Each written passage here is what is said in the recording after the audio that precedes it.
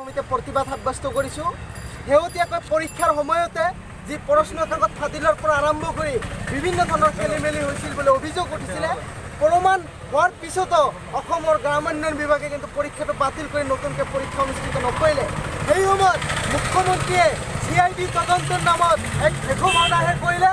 CID তদন্ত সম্পূৰ্ণ নোহোৱাকৈ আৰু CID তদন্তৰ ৰিপৰ্টটো ৰাজহুৱা নকৰাকৈ শেহতীয়াকৈ 5 মাৰ্চৰ দিনা নিশা ফলাফল ঘোষণা কৰি 6 তাৰিখে ৰাতিপুৱাই তেওঁলোকক জইনিং কৰালে।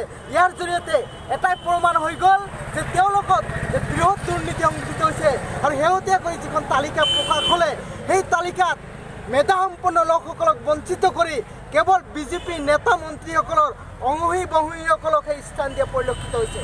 তাৰ লগতে যিসকলে বৃহৎ পৰিমাণৰ টকাৰে বিভিন্ন মন্ত্ৰী নেতাসকলক ঘোষ কৰিব পাৰিছে তেওঁলোকৰহে চাকৰি হ'ল। ইয়াৰ জৰিয়তে এটাই কথা প্ৰমাণ হৈ গ'ল যি মুখ্যমন্ত্ৰীৰ শূন্য সহনশীলতাৰ শ্লোগান, দুৰ্নীতি বিৰোধী শ্লোগান, এই সম্পূৰ্ণ ফুটুকাৰ পেনত পৰিণত হৈছে।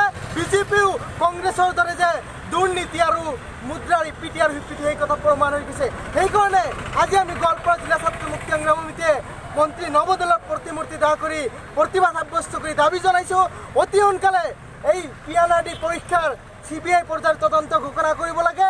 দ্বিতীয়তে এই পৰীক্ষাৰ সম্পূৰ্ণ তালিকা বাতিল কৰি নতুনকৈ পৰীক্ষা অনুষ্ঠিত কৰিব লাগে। আৰু তৃতীয়তে যিহেতু গ্ৰামোন্নয়ন মন্ত্ৰী হিচাপে নৱদলে সম্পূৰ্ণৰূপে ব্যৰ্থ হৈছে, তেখেতে পদত্যাগ কৰিব লাগে। আৰু ইয়াৰ পিছতো যদি তেওঁলোকে এইবোৰ দাবী মানি নলয়, অনাগত দিনত আমি ইয়াতকৈ ভয়াৱহ আন্দোলন কৰিবলৈ বাধ্য হ'ম।